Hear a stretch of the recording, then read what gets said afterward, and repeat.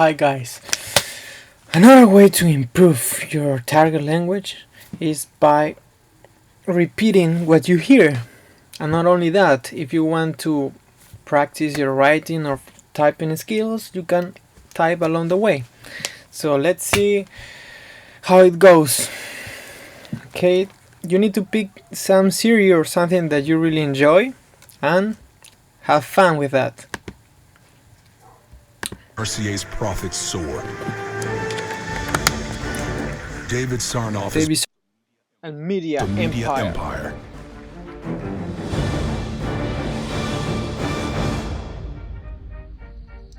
Has built what happened? Oh, Empire. The Media Empire.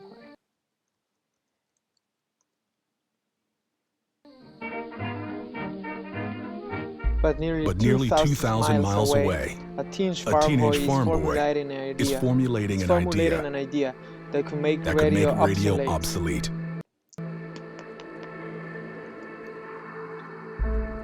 Schemes to create Television are not new. Previous attempt has failed as the greatest minds in history have tried to perfect this technology. perfect this technology. Farnsworth has a knack for electronics, but he is also a dreamer. Philo Farnsworth was the son of a potato farmer. He was shy and withdrawn, but he had some kind of inner drive. He was always tinkering with crystal radio sets, and he was looking up to the heroes of the age, like Edison, Tesla, Ford, the Wright brothers. Farnsworth dreams of adding moving images to the radio by capturing a picture electronically, as a microphone does with sound. But he can't figure out how to make his dream a reality. He can't figure it out until inspiration comes from an unlikely place. The plow lines of his father's field. The plow lines. Father. Farnsworth had the natural talent for science, and it suddenly occurs to him that it would be possible to build a device that will scan an image line by line, the same way your eye scans the pages of a book. Oh, isn't that great? I love this show. Interesting stories you can find here. Rigby High School. Oh, a chalk. Farnsworth's inspiration soon turns to an obsession. Between school work and farm work, the teenager refines his idea. A device that could electronically scan an image dozens of times per second. Then transmit that picture across the airwaves at the speed of light. Time doesn't exist when you're creating. 24 hours feels like an hour. And the next thing you know, a whole day has passed. That's creativity. Nothing else matters.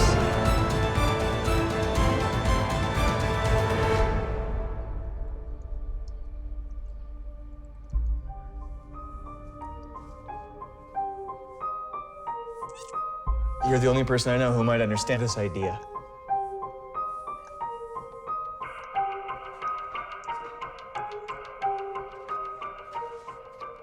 Farnsworth shares his idea with his high school science teacher, Justin Tolman. You came up with this yourself. You came up with this yourself? Yes. It was unbelievable to a man of science like Justin Tolman that a kid will have this miraculous breakthrough that scientists around the world hadn't conceived of. Be careful who you trust with this. For the next 4 years, Farnsworth fine-tunes his design.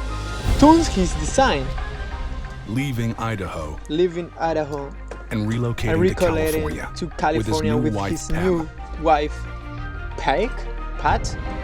I didn't get that. Farnsworth sets up a small laboratory, Sets up determined to make his dream a reality. San Francisco, California.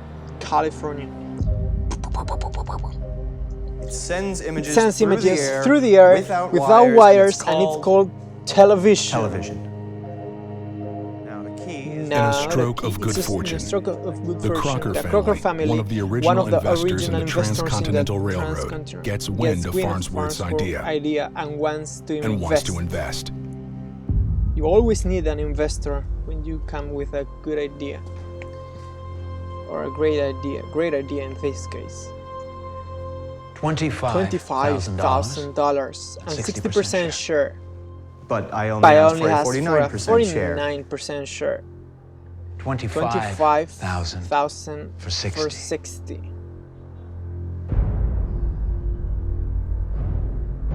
It was a difficult decision that he had to face, which was I need to raise money to build my television, to get into our new world, to get into that he had to face difficult decision.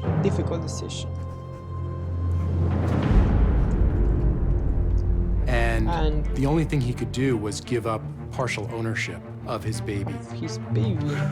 Partial ownership. But come on, man, it was your baby. The investment is enough for Farnsworth to jumpstart his small lab and build a prototype of his television. It takes an entrepreneur and perhaps a team of people that get behind an idea and push it. They push to get the capital to fund it. They push against competition that wants to crush it. They push it against competition. okay. This should do it.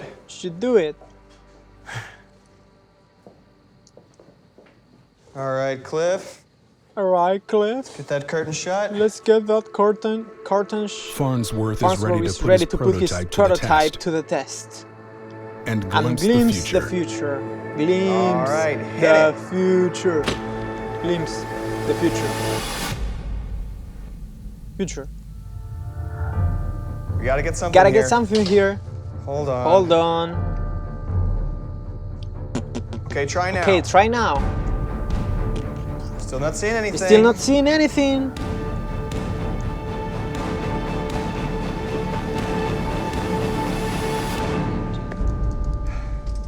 Shut it down. Shut it down. Farnsworth's first attempt is a failure, and his dream of creating a working television hangs in the balance.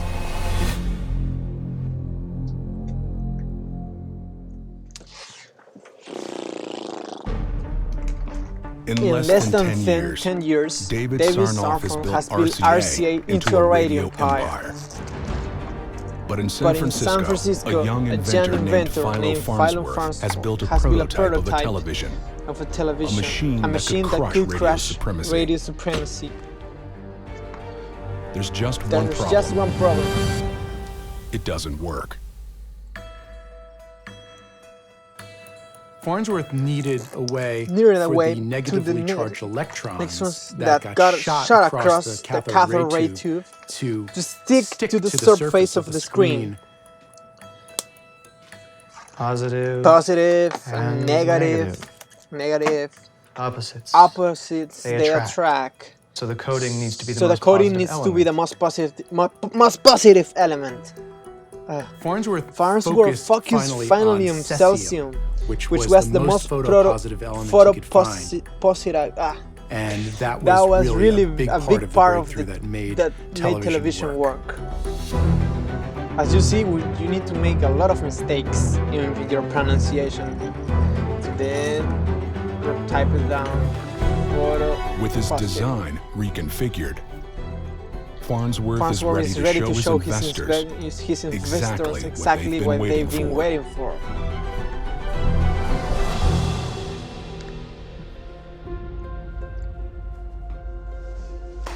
Gentlemen. Gentlemen. Now, you ask me when you will see dollar signs in this gadget. Cliff? Cliff? look right Look here. right here.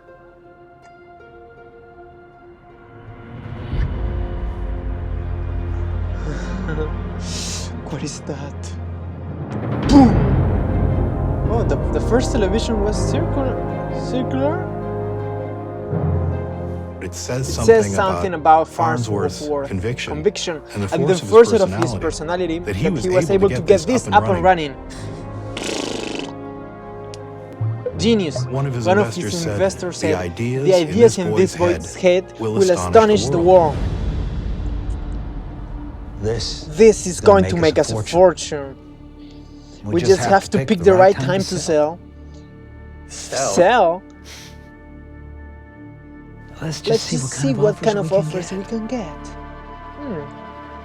An ambitious way of speaking.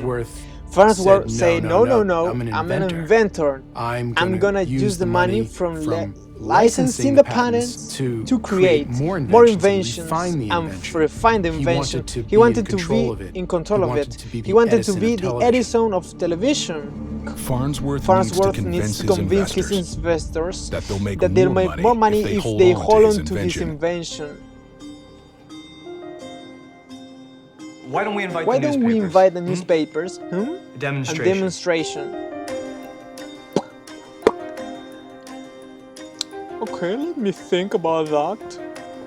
I just want money, that's all what I'm thinking about. I'm an investor, not an inventor. Farnsworth called a press conference and the San Francisco Chronicle came and snapped a photo of this young genius and his amazing light machine. While Farnsworth applies for a patent, the news of his television quickly spreads throughout the country. Thank you, and lands on the desk of David Sarnoff. Don't invite him. Invite.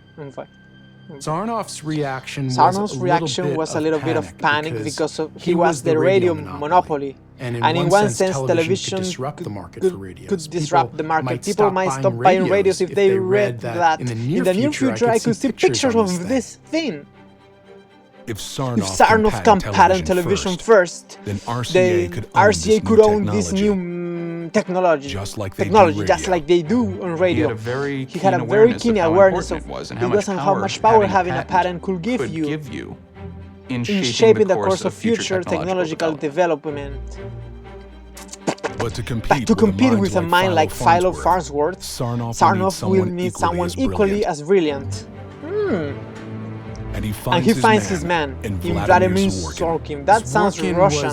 A Russian engineer. Oh yeah, I thought that. And Westinghouse in Pittsburgh, who had early designs electronic television as well. Sorkin has beautiful patterns of his own television system, but he hasn't been able to produce a design that works. Here it will capture the image and send it wirelessly. Sarnoff offers Sorkin four times the budget of Varsnov to bring television to life. David Sarnoff knew that television had to be invented at RCA and he needed to take credit for the invention, whatever the cost. That's unfair. The race to invent television has begun. The race to invent television. This is going to make us a fortune. In the late 1920s, television is on the cusp of becoming a reality. In the cusp of becoming. And radio giant David Sarnoff wants this new technology under the control of RCA. Under the control of RCA.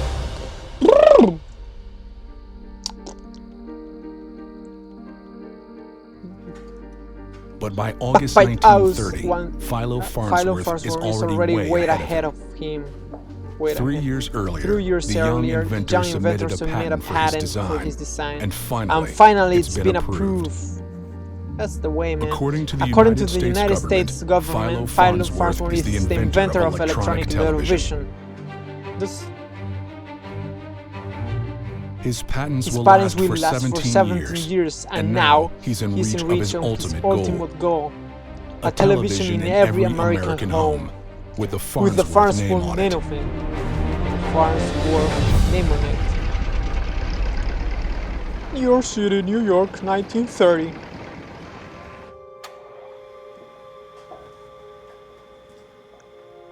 Circular again. Is that it? Is that it?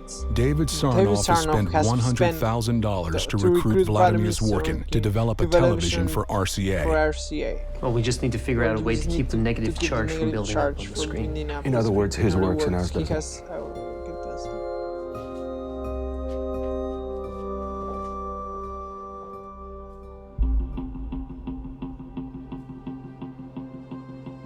Sarnoff refuses to be beaten to the most important invention of the 20th century.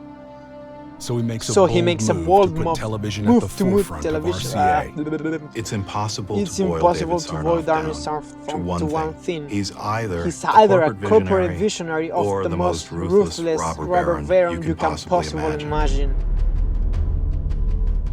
Despite the fact that Farnsworth owns the patent, Sarnoff announces that RCA will invest $1 million in developing a television. That's the cathode ray tube. David Sarnoff thought that if he couldn't buy up patent outright, he will steal it. And if he couldn't steal it, he will find a way to delay progress to give his own team time to do the same thing in a different way, of course. To his way of thinking, that was how the game was played. That was how the game was played. Farnsworth can see the race is heating up. And he wants to compete. He has to move fast. He wants to compete.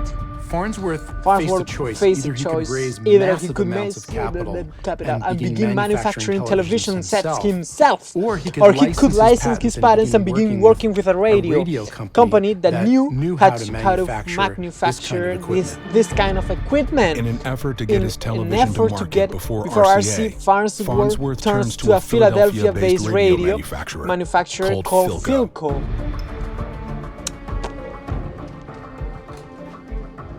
But just when Farnsworth is starting to make progress, what happened? He is blindsided by the power of Davis. Blindsided, I like that one. Blindsided, come on. By something, right? Philco, like almost every other radio manufacturer, has to license radio patents from RCA. Okay.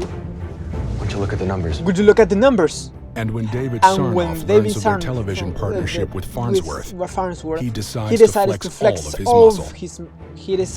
What Sarnoff ends up doing, essentially, is pressure Philco to get out of television by saying, if you keep working with Farnsworth, we will stop allowing you to use RCA radio patents. More tension of it, on it. Okay. Come on. Phyla?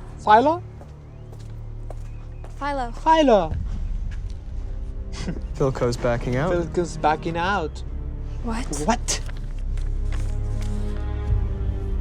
Sarnoff's aggressive tactics have backed Farnsworth into a corner. If Farnsworth is going to win, he'll have to find a way to strike back. We're going to sue him. Phyla. We have to sue him.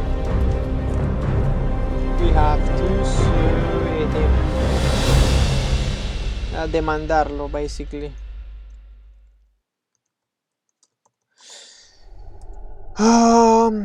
Dramatizations inspired by history, some events may have been altered. David Sarnoff has blocked Phyla Farnsworth from manufacturing his television. But Farnsworth isn't backing down. Now, in a bold move, the young inventor will meet Vladimir Zworykin and the best lawyers RCA's money can buy in court.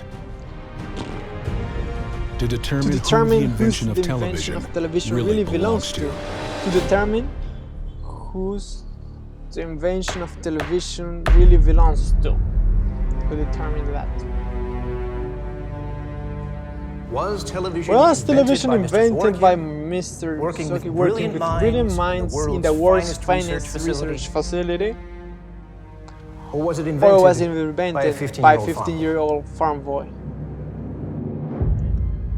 RCA mobilized the strength of its full legal department, and they had some of the best lawyers in the country. Farnsworth had what he felt was the right on his side. They will have no choice. The case rests on who had a design for a working television first. Of course, it was Farnsworth. Vladimir Zworykin filed his patent in 1923. While Farnsworth submitted in 1927, 4 years later. Oh, I see. That's why. If RCA can prove Zworykin's original design was functional, Farnsworth could lose everything.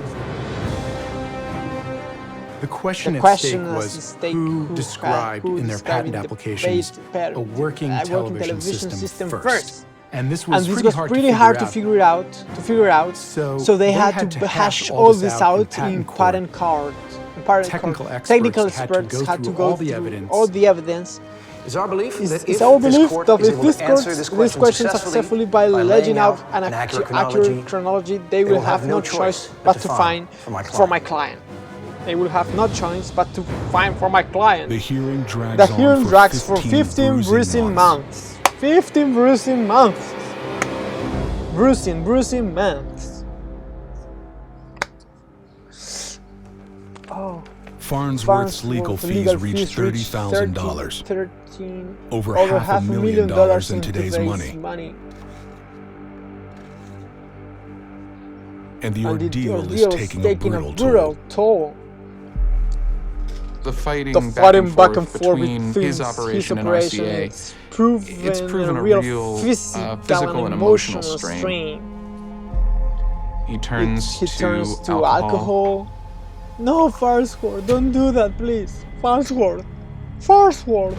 David Sarnoff knows he has time on his side. The longer deliberations last, the longer he can keep Farnsworth away from his lab and his invention. Important.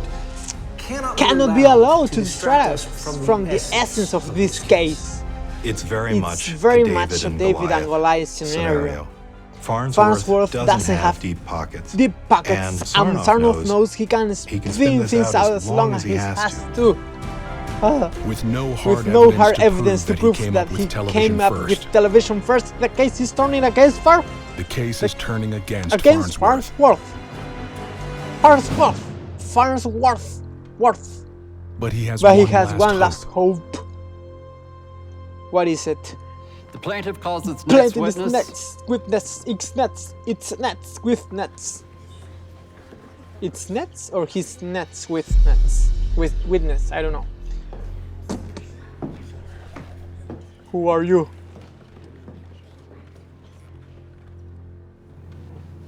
How do you know Mr. Farnsworth? Well, I was his teacher in high school. And how did you come to learn of his idea? One day after science class, he explained it to me. And you evaluated the idea and judged it to have merit, is that correct? To have merit, is that correct? As best I could. As best I could. Where was your training in physics? Where was your training in physics? I studied chemistry and taught it. But no training, no background. But you come here and testify that what Mr. told you in 1922 when he was 15 years old matches his patent from 1930. I have proof. He not only told me about television, he drew me a picture. Oh, wow, that's nice. Tolman's testimony proves that Farnsworth conceived of a working television 1 year before Zworykin. This was an amazingly dramatic moment for Farnsworth because Mr. Tolman remembered this kid as the smartest student he's ever had. So this was a very powerful emotional statement of his teacher coming to his defense to hopefully win with this landmark patent war. with this landmark. In fact, Farnsworth's childhood sketch is remarkably similar to his actual plans. On July 22, 1935, Farnsworth is awarded priority of invention. He's free and clear to pursue his dream to make sell televisions. But the Russian guy could sell television as well. But his victory is short-lived. What do you mean? Okay, next. Mr. Sarnoff, we have a rigorous appeals strategy plan. Keep him busy, file injunctions, delay him. For how long? For years. For years. Until his patents expire. Despite the ruling, Sarnoff refuses to admit defeat.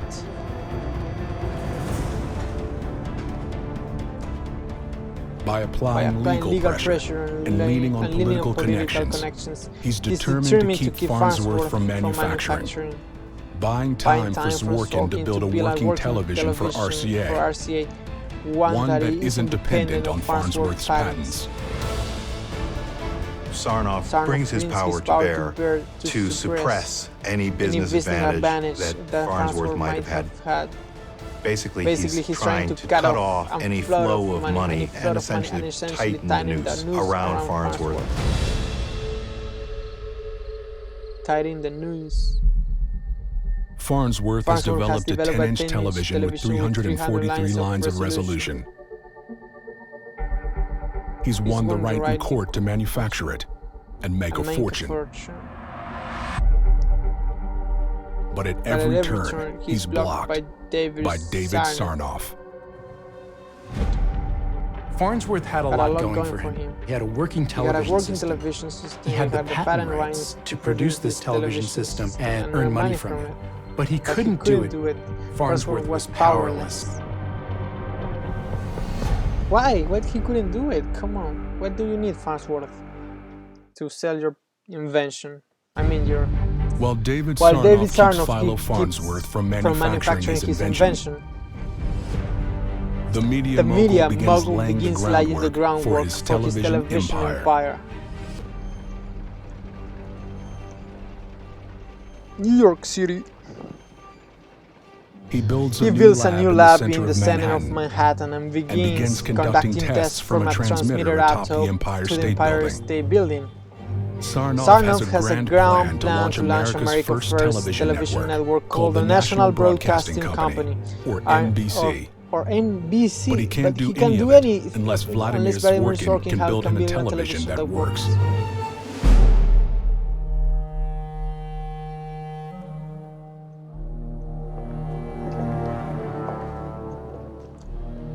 Mr. Sarnoff. Mr. Sarnoff. Where's your team? Where's your team? It's Sunday. Sunday.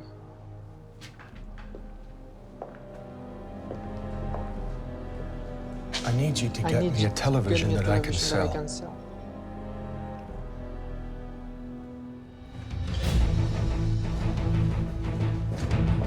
The tycoons of the 19th century. The Vanderbilts, the Morgans, the Carnegies.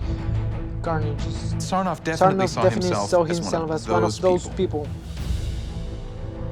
When he saw technology that he felt had potential, he was willing to put in as much money, time, manpower, resources as necessary to bring it to fruition. Zworykin rises to Sarnoff's challenge. Steadily improving their prototype resolution. Line by line. Zworykin was a very talented, very accomplished scientist, and Sarnoff had the good sense to supply him with the tools that he needed and letting him out with it and Zworykin for him. Oh, I see a Zworykin gets his television up to 441 lines of resolution, 441 lines of resolution and 30 frames per second, the same as Farnsworth's. Where are you? Sarnoff has spent the modern equivalent of $165 million to finally match his rival.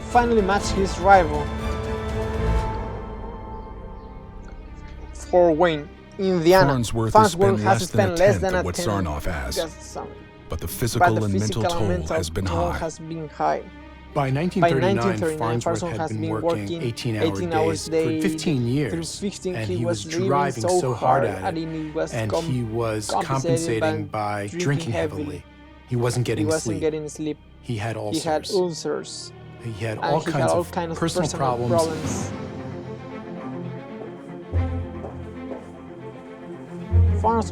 There was an enormous cost to Farnsworth of the ongoing struggles, but he always rallied. He always came back, and as bad as things got, he never gave up. As Farnsworth continues to labor on his dream, Sarnoff is ready to go public with Zworykin's creation at the greatest show on Earth, the 1939 New York World's Fair. With its theme, The World of Tomorrow, it would draw 44 million people.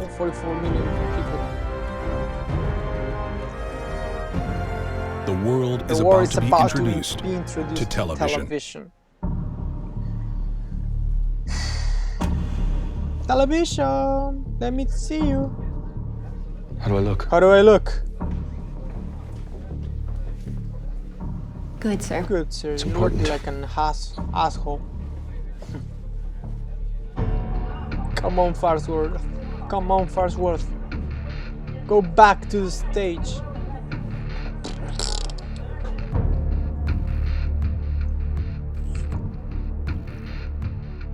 Honor.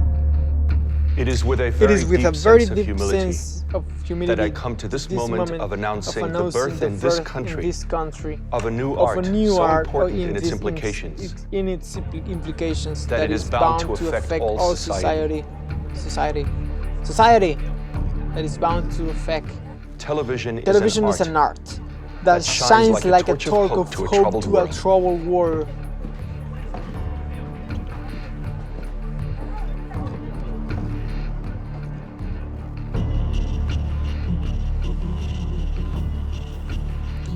Come on, Farnsworth, stop being like that.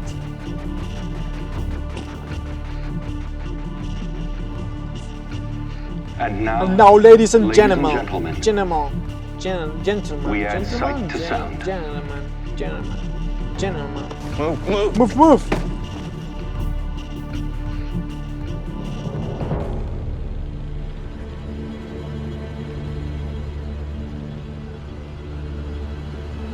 Wait! Hey, watch it, kid.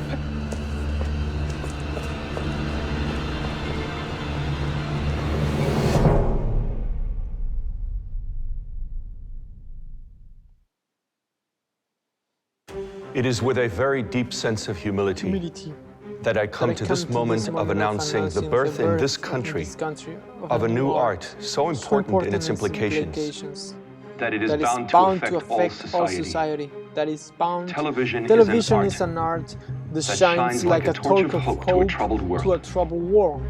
David Sarnoff has beaten Philo Farnsworth in the battle to introduce America to the technological marvel of television. Wait, watch it, kid. Even though the courts named Farnsworth the creator of television, it's Sarnoff who's getting all the credit. Farnsworth was powerless to overcome that kind of publicity. Farnsworth was essentially done in by the power of his own invention. The hidden power of television was you could create an image that was perceived as reality, and you could not overcome that.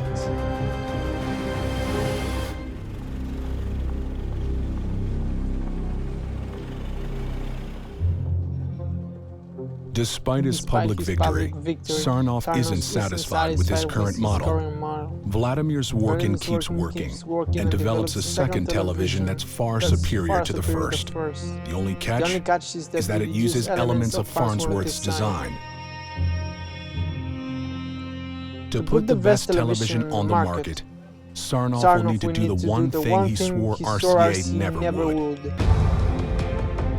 Sarnoff tells his lawyers that they need to go purchase the rights to use Farnsworth's patents, something that RCA had never done. They're used to having other people pay them patent royalties. This was a complete reversal of their normal business practice.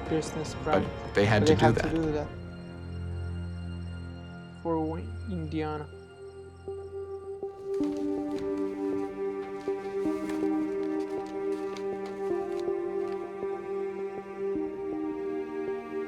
It's the payout that the inventor has always wanted.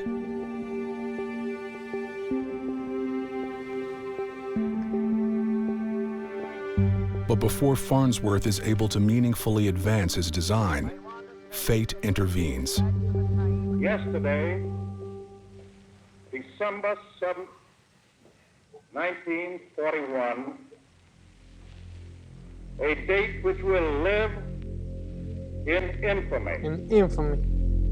United States of America was suddenly and deliberately attacked by naval and air forces of the Empire of Japan. What the heck? Suddenly, television is the last thing on American minds. When the U.S. got involved in the war, all manufacturing in the United States had to be dedicated to wartime equipment. So television was literally put on hold for 6 years. Farnsworth's patents expired in 1946.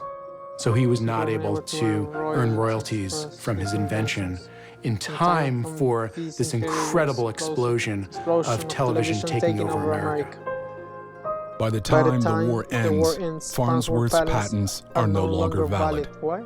Now, anyone can use the technology he devised. Thank you. Make an appointment, please. Make an appointment. David Sarnoff seizes the moment. RCA develops its first consumer TV since the end of the war and sells nearly 10,000 in its first year.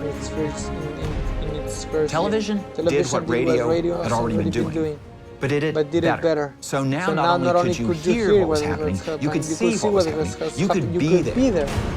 Sarnoff's TV network, NBC, has been broadcasting experimentally since 1937. Now it's ready for prime time, and television enters its golden age. Television unified the world in a way that it never had before. For the first time, instead of just hearing of what was going on someplace else, you could now see live what was going on half a world away. This was an amazing, almost magical ability granted to us by this technology. In a matter of 3 years, the number of televisions in American living rooms climbs from 40,000 to over 9 million. And RCA's profits increased from 9 million in 1940 to $50 million just 10 years later. It isn't long before television takes over as the most popular form of entertainment in America.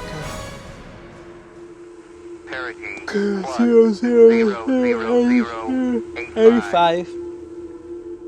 In 1969, television cements its place in human history when the world watches an unprecedented broadcast from outer space. It's one small step for man, one giant leap for mankind.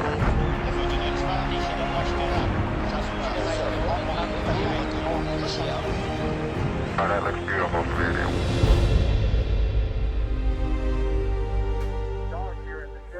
One of the 600 million people watching the historic event is Philo Farnsworth. They're setting up the flag now. I guess you're about the only person around that doesn't have TV coverage of the scene. That's all right, I don't mind a bit. Farnsworth created television really to bring people together around powerful images. And watching the lunar landing on his sofa which was broadcast to the biggest audience ever assembled in the history of the world. It was really a final moment of redemption for him. This is why he did it. This makes it all worthwhile. Sarnoff may have been the one to introduce the world to electronic television, but history would go on to recognize Philo Farnsworth as the true creator of one of the most significant inventions of the 20th century. How's the quality of the TV? Beautiful, just beautiful. Okay. Finally. Oh, I'm tired.